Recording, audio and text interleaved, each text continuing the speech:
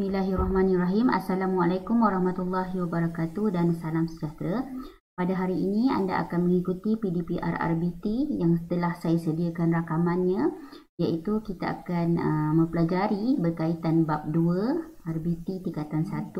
Tajuk pada hari ini adalah pengurusan projek. Okay, anda boleh juga merujuk buku teks anda sepanjang anda mendengar rakaman PDPR yang telah saya sediakan. Baiklah, sebelum kita pergi kepada topik selanjutnya pada hari ini, suka untuk saya ulas dulu sebelum kelas ataupun sebelum memulakan satu bab baru berkaitan di SKP ya. Apa yang perlu anda laksanakan, apa yang perlu anda capai, okey. Melalui di SKP ini jelas menunjukkan standard pembelajaran yang awak perlu capai dalam bab ini. Okey, awak boleh tengok pada di SKP yang telah saya paparkan. Okey, dalam bab pengurusan projek reka bentuk ni anda akan mempelajari berkaitan takrifan apakah dia pengurusan projek reka bentuk. Okey, dari seterusnya awak akan menjana idea reka bentuk. Okay, mengenal pasti langkah pengurusan pelaksanaan projek. Okay, awak boleh merangka perancangan projek, membuat analisis perancangan dan jadual kerja, menyediakan anggaran kos melalui konsep SMART, okay, yang awak akan pelajari nanti. Kemudian awak akan merancang pembentukan kumpulan kerja berdasarkan tugas dan peranan. Okay, untuk bab ini saya perlu jelaskan kepada awak, ia adalah kerja berkumpulan. Sebab akan ada nanti pengurus projek, akan ada setiausaha, akan ada bendahari, akan ada pereka bentuk. Okey. Jadi bab ini memerlukan kumpulan projek, okey. Yang mana nanti awak dalam kumpulan projek ni nanti awak akan ada tugas-tugas awak mengikut perincian tugasan setiap orang. Okey. Ini pula adalah standard prestasi yang awak perlu capai. Awak boleh lihat dalam jadual ni ada tahap penguasaan 1, 2, 3, 4, 5 dan 6. Okey, tahap penguasaan ni kira band lah yang awak perlu capai. Untuk takrifan pengurusan projek reka bentuk, okey, tahap penguasaannya adalah 1. Jadi awak buat, awak hantar, saya dah boleh nilai TP1. Okey, TP2 mengenal pasti masalah, menjana idea. Sehinggalah TP6 ni kalau awak dapat tengok menghasilkan kertas kerja pengurusan projek reka bentuk mengikut format. Okay. Formatnya adalah ada nama pelajar, tajuk, penyataan masalah, tujuan, objektif, perancangan projek, jadual kerja, anggaran kos, penutup. Okay. Kertas kerja ni tidak dibuat secara berkumpulan tetapi individu. Okay. Jadi setiap ahli kumpulan perlu memberikan komitmen. Okay, untuk menyediakan laporan ni lah, sebab untuk setiap kumpulan sama dia punya laporan tapi perlu ditulis oleh setiap orang. Okay, nanti saya akan jelaskan dengan lebih lanjut lah. Tapi pada hari ini saya tak huraikan lagi berkaitan kata kerja ni. Okay, kita nak buat pengenalan dulu. Saya nak buat pengenalan dulu berkaitan pengurusan projek. Okay, jadi ini serba sedikit yang awak perlu tahu, apa yang awak akan pelajari dan apa yang awak perlu capai dalam bab ini. Ya, okey murid-murid. Okay, kita tengok pula pada buku teks. Okey, pengenalan pengurusan projek bab 2 yang saya nak terangkan pada hari ini. Jadi penghasilan reka bentuk sebenarnya awak dah boleh dapat dia punya basic ataupun asas yang telah awak pelajari sewaktu di bab 1. Okey, awak berkenalan dengan prinsip, awak berkenalan dengan elemen. Jadi benda-benda tu yang akan awak perlukan, pengetahuan asas yang ada di bab 1 awak akan gunakan sewaktu merancang pengurusan projek di bab 2 ini. Okay, jadi pengurusan projek akan melibatkan skop kerja, kos projek dan tempoh masa pelaksanaan. Sebab itu pentingnya ada kumpulan projek. Okay.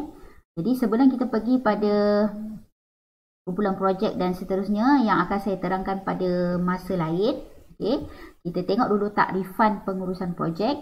Ini adalah TP1 yang awak perlu capai. Okay. Jadi cuba awak tengok pada buku teks ni.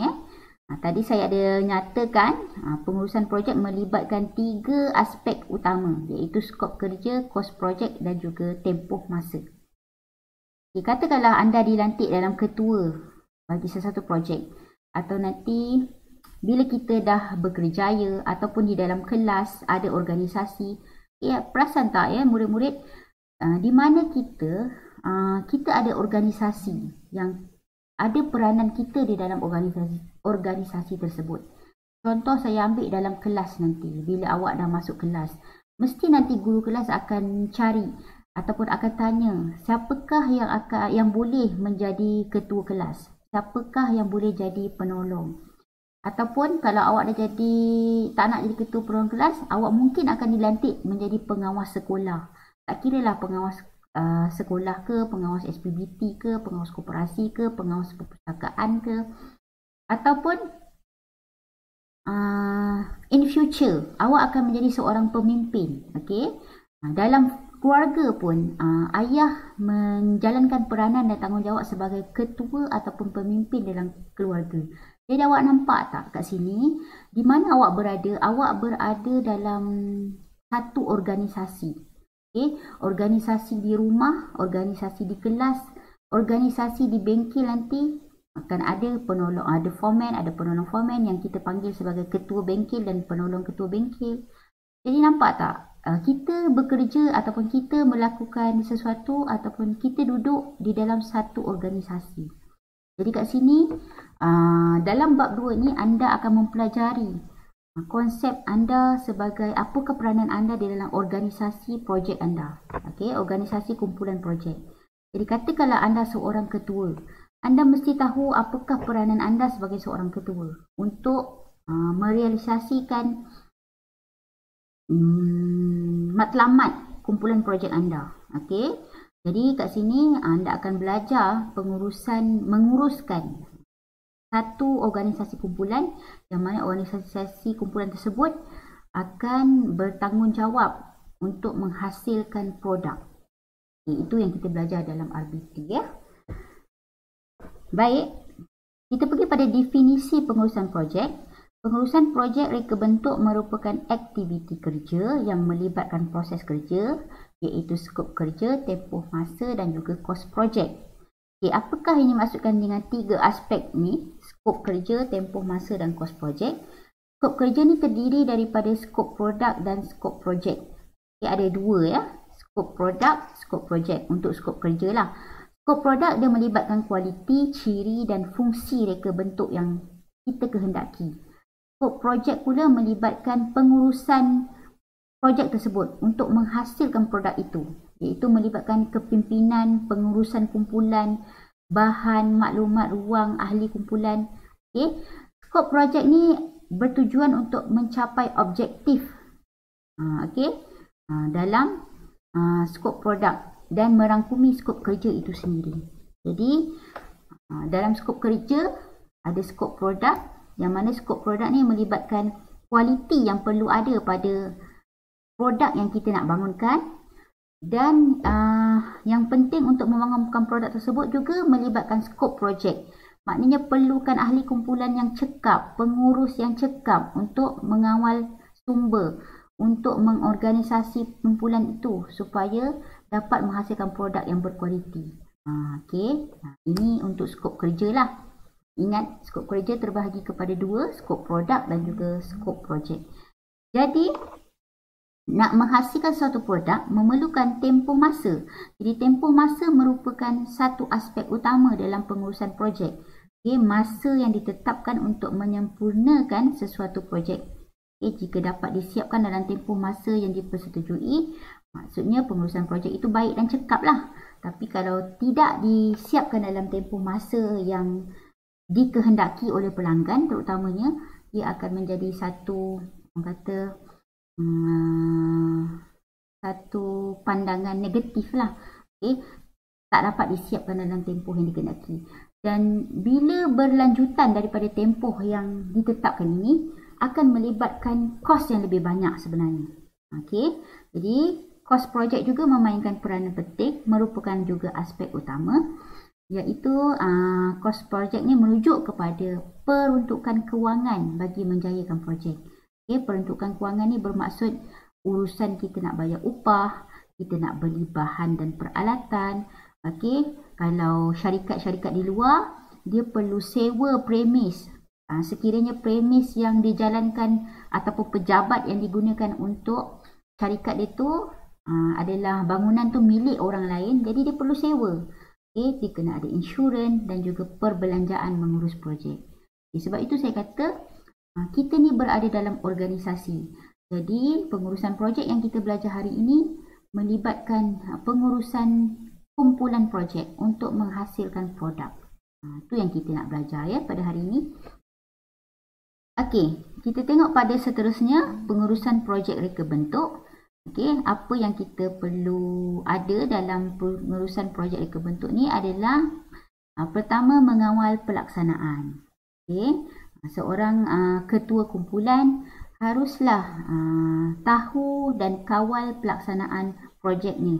Okey, dia juga selain tu ahli kumpulan juga perlu mengawal sedia sumber yang terhad dengan bahan yang kita ada, sumber yang kita ada secara terhad tu apa yang kita boleh bangunkan dalam dengan orang kata kos yang bersesuaian. Okey, dengan barang yang kita ada, apakah alat yang kita boleh bangunkan secara totally, okey, untuk produk yang berkualiti, yang baik.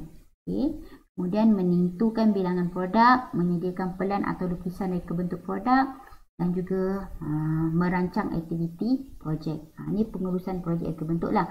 Semua ni dimainkan peranannya oleh ahli kumpulan. Maknanya ketua ada peranan dia. Setiausaha ada peranannya. Bendahari ada peranannya. Okey. Okey. Kita tengok pula penjanaan idea reka bentuk. Okey. Kat mana kita boleh dapat, maknanya boleh terjana idea ni.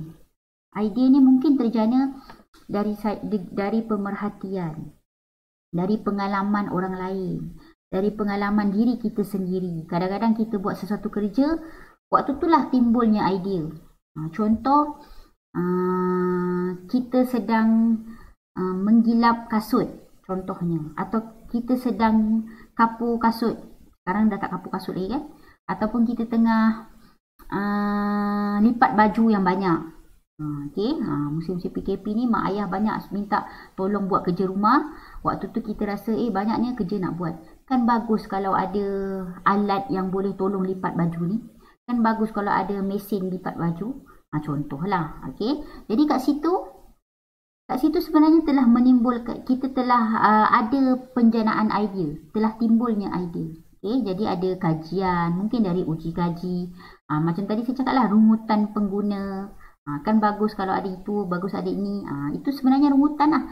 Dan pemerhatian yang mendalam terhadap sesuatu suasana. Pemerhatian mungkin kita tengok, kita berdasarkan pemerhatian kita, okay, tentang sesuatu situasi contohnya, dari situ timbulnya idea. Jadi ada beberapa dalam buku teks awak ni yang awak boleh tengok. Okay, penjanaan idea tu datang daripada mana? Pertama, langkah yang pertama ni kita tengok meniru apa sahaja yang terdapat di persekitaran dan menukarkannya ke dalam bentuk produk. Contoh macam ni lah. Okay, kan kita ada nampak di kedai-kedai perabot kan, buaian yang macam ni boleh jadi tempat duduk ataupun tempat beristirahat. Okay, ideanya datang daripada bentuk sarang burung, okay, yang digunakan untuk menghasilkan reka bentuk buaian gantung. Okay, jadi dia dapat idea ni daripada sarang burung, bentuk sarang burung. Jadi kat sini tu yang dikata meniru apa sahaja yang terdapat di persekitaran dan menukarkannya ke dalam bentuk produk. Jadi berdasarkan pemerhatian alam semula jadi, terhasilnya produk. Ini contoh atau dalam erti kata lain. Okey. Kita tengok yang kedua, menterbalikkan fungsi sesuatu alat. Okey, contohnya tayar. Tayar ni berfungsi untuk kenderaan. Okey, untuk pergerakan kenderaan. Misalnya tayar kereta ke, motor ke, ataupun tayar lori ke. Okey. Tapi fungsi tayar ni telah diterbalikkan, telah ditukar fungsinya menjadi pasu bunga. Okey. Itu yang dikatakan menterbalikkan fungsi satu alat. Jadi fungsi asal sesuatu alat tersebut telah diubah kepada fungsi lain yang bukan sebenarnya fungsi utama. Pun boleh jadi produk. Okey. Terusnya menukar saiz objek. Okey. Saya ambil contoh bendera. Okey, selalunya bila nak musim kemerdekaan, banyak kenderaan yang akan pasang bendera kecil ini pada kereta, pada motor dan sebagainya. Okey, contohnya jalur gemilang ni. Boleh dikecilkan saiznya, dijadikan bendera yang boleh dikibarkan pada kenderaan. Okey, asalnya adalah saiz besar. Okey, tapi dia telah tukar saiz objek tersebut kepada bendera kecil. Sama juga macam kereta mainan. Okey, dia daripada menukar saiz objek. Contoh kereta asal besar. Okey, jadi tukarkan saiz objek tersebut menjadi kecil. Jadilah kereta mainan yang ada di pasaran. Okey, dan yang terakhir adalah menterbalikkan kedudukan. Contohnya baju ni lah, 2 in 1. Okey, baju yang selalunya bila baju kita akan pakai untuk bahagian luar saja. Maksudnya akan pamer bahagian yang luar saja. Tapi bahagian yang dalam tu kira dah terbalik lah kan. Cuma baju ni dia boleh jadi luar dan dalam pun boleh guna.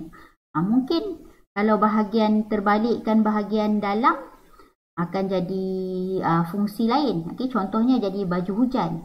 Okay, bila terbalikkan pakai bahagian luar jadi jaket. Macam tu.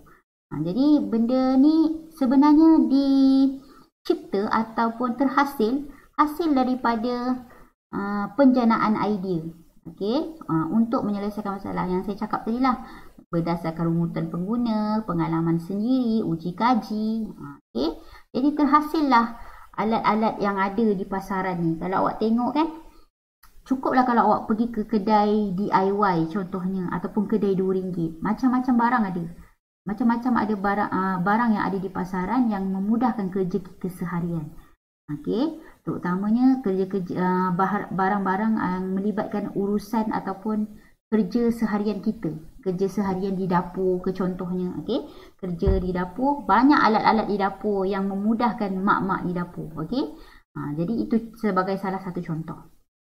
Okey, yang terakhir saya nak jelaskan kat sini. Okey, topik 2.1.3, langkah pengurusan pelaksanaan projek. Okey, pengurusan pelaksanaan projek ni melibatkan langkah kerja.